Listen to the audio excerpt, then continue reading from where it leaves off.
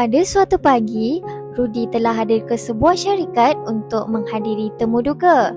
Ketika dia sedang menunggu giliran, Rudy pergi ke tandas untuk mengemas penampilan dan mencuci tangan. Setelah Rudy sampai di tandas, dia melihat keadaan tandas yang sangat kotor. Dan ketika itulah, dia terlihat sebatang berus gigi lama yang tidak digunakan terletak di atas sinki. Tanpa berfikir panjang, Rudy terus membersihkan sinki itu dengan menggunakan berus gigi tersebut. Semasa Rudy membersihkan sinki, terdapat seseorang yang sedang melihat apakah yang dilakukan oleh Rudy. Seseorang itu merupakan salah satu panel yang akan temu duga calon. Maka tibalah saat di mana giliran Rudy ditemu duga. Jadi, salah seorang daripada panel itu menanyakan soalan pada Rudy.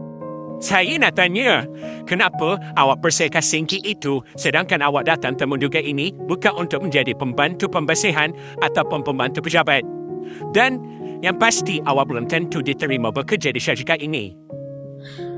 Saya buat kerana saya ikhlas dan tiada kaitan langsung untuk diterima dalam syarikat ini. Dan jauh sama sekali untuk orang melihat apa yang saya buat tadi. Saya buat adalah kerana saya percaya bahawa Allah melihat apa yang saya lakukan. Maka, selepas mendengar jawapan daripada Rudy, para panel terus menerima Rudy sebagai pekerja di syarikat itu. Lalu mereka pun berjabat tangan dan mengucapkan tahniah kepada Rudy atas kejayaan dalam sesi temu duga tersebut. Integriti bermaksud sikap jujur, konsisten, komited, berani dan amanah. Integriti secara automatik akan muncul dari kesedaran yang dalam dari hati nurani. Ia tidak memerlukan perhatian orang lain dan pujian yang tinggi.